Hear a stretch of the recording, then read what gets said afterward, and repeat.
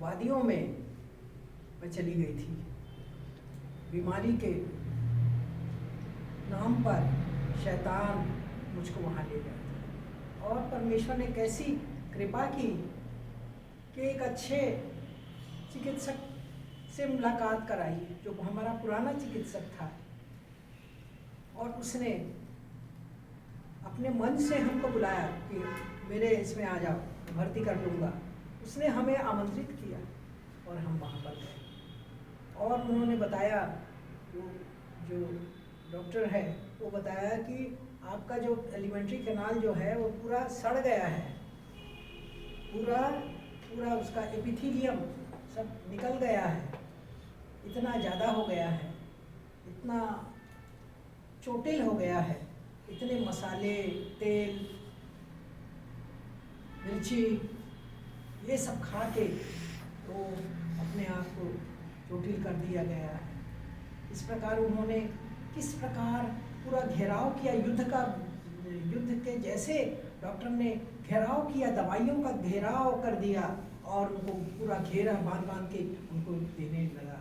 तो मैं ये बताती हूँ कि मैं बहुत डरती थी अस्पताल जाने से, क्योंकि लोग ये इंजेक्शन लगाते हैं और उनको ये वेंस नहीं मिलती थी, उनकी नलियाँ नहीं दिखाई देती थी, और वो टोच के ये सब दिख रहा है मेरा, ये देखो कैसे टोच के ये सब किया।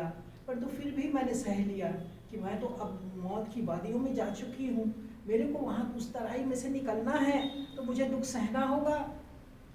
यही दुख हम यीशु मसीह के लिए भी सहे कि हमको लोग सताएंगे, और हम इसको इस रूप में ले कि हमको तो सहना होगा, क्योंकि हम प्रभु के चेले हैं, हम तो खुदा के बेटे हैं। तो इस प्रकार की स्थिति में मैं गई, और परमेश्वर ने जब मौका दिया तो हमने उस स्थिति से उबरना सीखा। कोई पुराने वाले खटिया में मिल रहा था, जो पिछले समय पलंग है उसमें जाएंगे। मैं सोची मेरा लड़का रात को कहाँ रहेगा, उसके तो परिचय का कोई है भी नहीं, और वो कहाँ सुनाएंगे इसको, और इतनी परेशानी और दुख से भर गए थे। परंतु परमेश्वर ने ऐसी व्यवस्था की कि एक सिंगल रूम बिल्कुल, हालांकि उसमें बहुत काम करना पड़ा, सफाई करना पड़ा, और ये सब दूसरे रोगियों को वहाँ पर बैठाना पड़ा 3-4 बार। परंतु परमेश्वर ने मौका दिया कि मेरा बच्चा वहाँ रहे, मेरा हस्बैंड, मेरा बच्चा जब शिफ्ट ड्यूटी कर रहे हैं तब भी वो वहाँ पर बैठ सके आराम से। नहीं तो वहाँ पर शुरू की जगह में कोई नहीं था। और फिर उसने देखा कि किस प्रकार ये जो पचना चाहिए, डाइजेशन होना चाहिए, और उस डाइजेशन के लिए ये बिल्कुल तैयार नहीं था डॉक्टर, और उस खुद घबराहट में था कि ये ठीक हो पाएगा कि नहीं। हमने तो कभी नहीं सुना था ये चावल का सूप, दाल का सूप, टमाटर का सूप। फिर भी इमैनुअल के ऐसे मतलब स्थिति हो गई उस बीमारी के बाद, ये ऐसा स्ट्रॉन्ग हो गया कि सारे डॉक्टरों से, सारे जो असिस्टेंट लड़के थे डॉक्टर, वो सबसे इतना परिचय हो गया इसके व्यवहार के कारण, इसके बोली से प्रभावित होकर के भैया भैया करके जिस किसी को, चपरासी को भी, स्वीपर को भी, ओ भैया इधर आओ, ओ भैया, इस प्रकार सबको अपना समेट लिया। पहले बीमारी में तो वो केवल खून निकालने वाले और जांच करने वालों से परिचित था, अभी तो सारे सीनियर डॉक्टर्स इनका इमैनुअल की मदद करने के लिए जुट गए, और उन्होंने मदद किया। हर तरीके से जो जो बोला गया वो सब काम करते गए, और प्रभु तूने ऐसे सहायकों को तूने मुहैया कराया। मैं धन्यवाद देती हूँ प्रभु। लोगों ने इतना दूर ऑपरेशन को छोड़ करके मेरे पास आए, इमैनुअल की माँ वहाँ पर है, और वो इस प्रकार ये सब इसमें डाले, जो खून के नली में वो औजार को सेट किए ताकि दवाइयाँ इसके अंदर से प्रवेश की जा सके। तो दवाइयाँ, लिक्विड डाइट भी वो मुझको देते रहे इसी के द्वारा।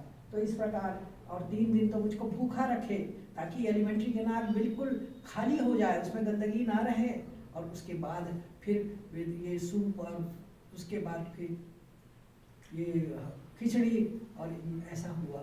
तो प्रभु तूने बहुत मदद की। कि तेरा धन्यवाद पिता, तेरे दर्शनों के लिए धन्यवाद जो तू मुझे रात को देता था। और मुझे पता ही नहीं था कि रात रात को नींद नहीं आएगी, मेरे को बताया नहीं था डॉक्टर ने। कल जब इमैनुअल के सामने वो पूछा कि कल रात को ठीक से सोई क्या, तो मेरे को समझ में आ गया कि ये पूरी रात कोई नहीं गुजार सकता इस प्रकार, क्योंकि वो जो रिएक्शन होता है ये उसका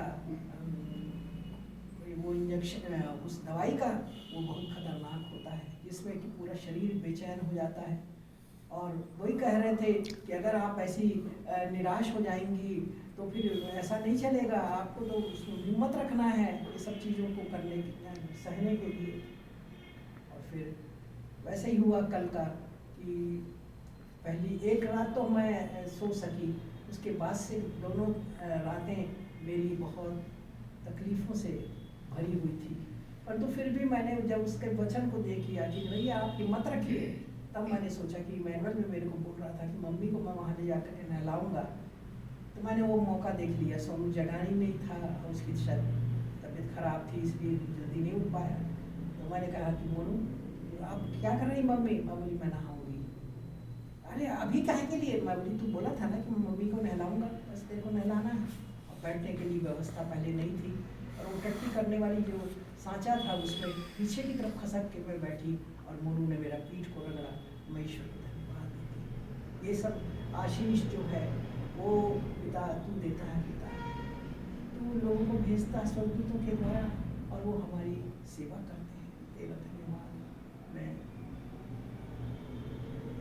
ऑफिशियली छूट करके यहाँ आई, परंतु फिर भी तकलीफ शैतान ने मुझे नहीं छोड़ा, परंतु तू मुझे हिम्मत देता है पिता। मैं तेरा धन्यवाद देती हूँ। और यह तू मुझे जब हिम्मत देता है तो मैं भी हिम्मत करती हूँ कि मैं तेरे वचन को ना छोड़ूँ। एक दिन भी ये घर बिना हफ्ते में एक बार बिना दुआ प्रार्थना के ना रहे। मैं यही कहती हूँ, जबकि मेरे लड़के की तबीयत इतना नहीं है ठीक कि वो सब कुछ कर सके, पर फिर भी मैंने कहा कि नहीं, जो हमने परिपाटी और जो हिम्मत हमने दिखाई है वो ज़िंदगी भर करते रहेंगे। इसलिए ईश्वर पिता हम पर दया कर, हम पर दया कर पिता। बहुत लोग निकले ऐसी सेवा करने के लिए, कितने चोट खाए, कितनी तकलीफें पाई। वो कैलवरी ये सेंटर वाला कैसे पहाड़ में जाता था प्रचार करने, सड़क का उसको ट्रेनिंग में वो साफ करना पड़ता है, धूल और कचरा उठाना पड़ता था। एक डॉक्टर के लड़का जो कार में घूमता था वो कैसे कर रहा है? तो तेरे लिए दुख उठाना ही है, बिना दुख उठाए हम तेरे नहीं बन सकते, ये हम जान लिए हैं पिता। ये सब बातों के लिए धन्यवाद। मेरे बेटों को दोनों को आशीष दे, मेरे पति को आशीष दे, मेरे ईश्वर को और मेरी कलीसिया को मैं धन्यवाद देती हूँ, पास्टर को मिला करके। और भी यहाँ पर कई लोग बैठे हैं, हम ये आशा करते हैं कि बहुत लोग यहाँ बैठे हुए हैं, सबको प्रभु आशीष दे। आमीन।